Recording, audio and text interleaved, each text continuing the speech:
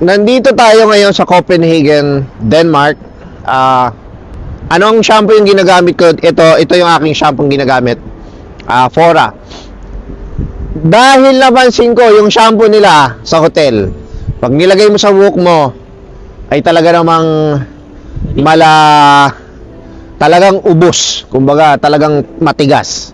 Okay? So,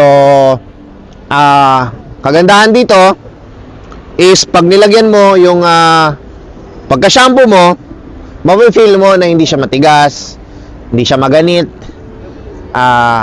madali siyang suklayin. So yung mga ganong bagay, importante po yun. Kasi syempre, napaka-importante sa atin ng buhok. Okay? So yun lang. Napakaganda na ang kailangan lang natin malaman is ano ang dapat gawin, ano ang dapat gamitin sa ating mga buhok. Kaya po itong mga video na ito ay ginagawa ko dahil ito ay base sa experience ko, base sa experience ng aking mga kliyente, base sa experience ng mga taong nasa paligid ko. Hindi lang yan base sa akin. So yun lang po, maraming salamat sa inyo. I-enjoy natin ang moment na ito na nandito tayo ngayon sa Copenhagen, Denmark. Para sa inyo to lahat. Maraming salamat po.